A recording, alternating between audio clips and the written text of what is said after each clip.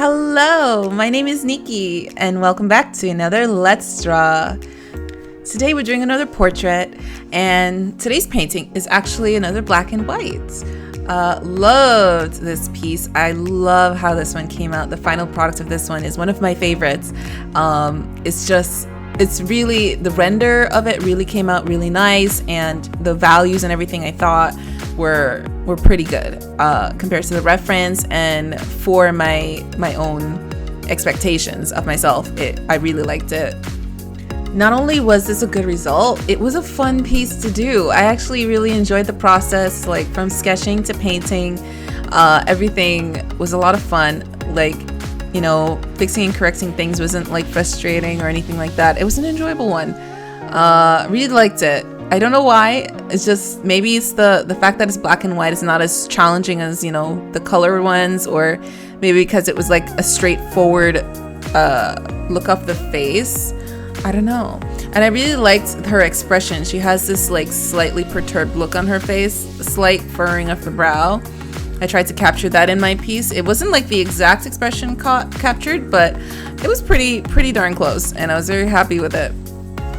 You see, now I'm doing the more finalized sketch, and there's a couple things that I caught. Like, I had like one eye was too big, like I think it was the right eye was too big at one point, and I caught that really early on, so I didn't struggle with it later on.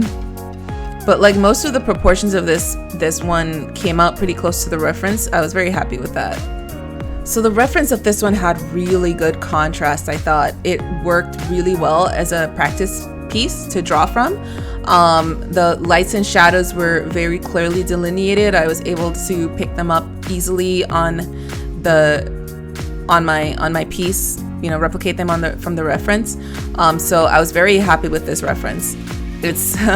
It's kind of making me think of one that I'm working on right now, where it was a bad choice of reference. The quality of the image is not very good, and the contrast on her skin is not very good on the one that I'm working on now.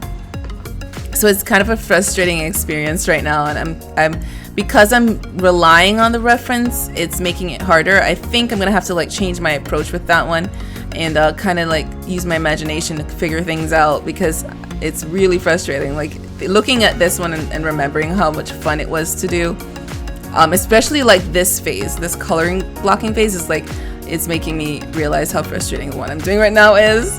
Like, this color blocking phase was so much fun. Like, when I actually finished this color blocking, I did some playing around in Photoshop with gradient maps. It was so much fun. I think I posted the gradient mapped color version under this final piece. Let me double check. Yeah, I did. I posted like a blue and yellow one, but I did a pink and blue one as well. And I also did some color gradient mapping on another piece that I did prior to this one.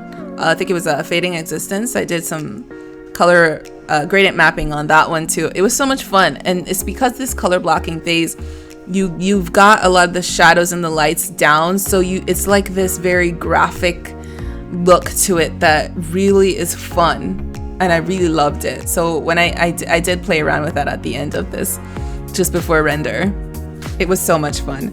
Like, I mean, thinking about it is like, when I really enjoy the color blocking phase of a piece is when I really enjoy the final piece. Like, if the color blocking comes out good, then the final version is gonna be to my liking too.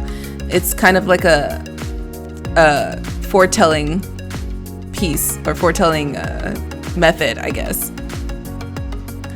All right, now I'm into the render, and it's a really satisfying process because the color blocking was so easy because of the reference, you know.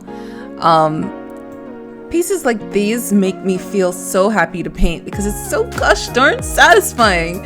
It's like, just like the little differences between the lights and shadows makes such a big difference on the piece, and makes it look so much more rendered and interesting and real, you know. And it's like, it really makes the painting process seem that much less mystifying, because sometimes it can feel so mystifying. It can feel so weird and difficult, and you can't figure it out. And then sometimes you hit up on pieces like this where it just feels like you're in the sweet spot and you're getting it. One thing is becoming more and more apparent to me, though, that I have to be careful of, and I've heard this before, but I've kind of disregarded it so many times that I obviously haven't learned, is to make sure you choose good references. And it's so important, because the reference will dictate how much detail you can get in your final piece, unless you're like a super epic painter and you can come up with those details by yourself. But if you're a person learning like me, you're learning from the references. You gotta choose good references, because they have to be good quality, good contrast, and all that, because otherwise you're gonna end up in problems when you're painting. You're not gonna get the details you're looking for, or you're not gonna get good reading of the colors or the values if you don't have a good reference. And this one was a really good reference. It was great detail. It was great quality, high resolution, not super high, but high enough for me to like get the details I wanted in my piece.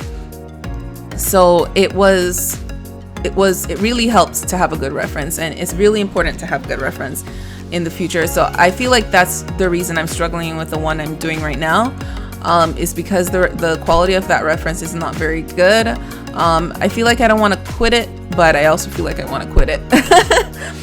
I'm gonna think about it, and maybe you will see it posted on here, maybe you won't.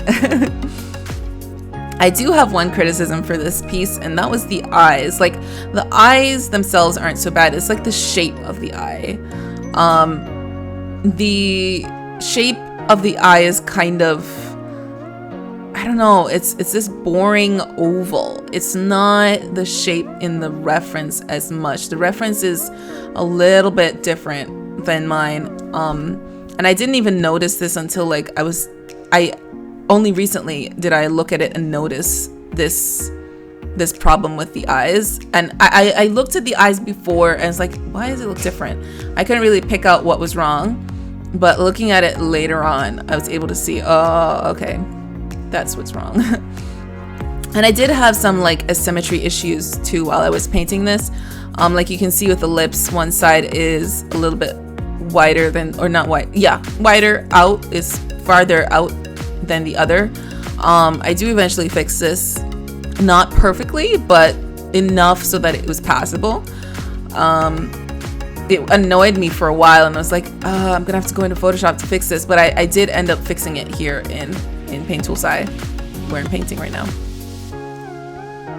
But I definitely utilized a lot of the techniques that I've been learning in the previous pieces, where you just add a little spot of color or shade and blend it in either with a very soft edge or a harder edge. You vary that depending on your image to get like different textures on the skin, like indentations, like that one above her eyebrow. There's a couple really light ones on her chin, things like that I've been learning from doing the previous ones, to give some there we go, adjusting the mouth, it's a little better.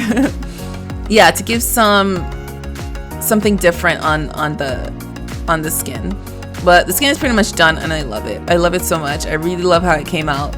And then now I'm onto the hair. So the hair, it came together well, but while I was doing it, I wasn't liking it. It didn't feel coherent. It didn't feel like it was working together well.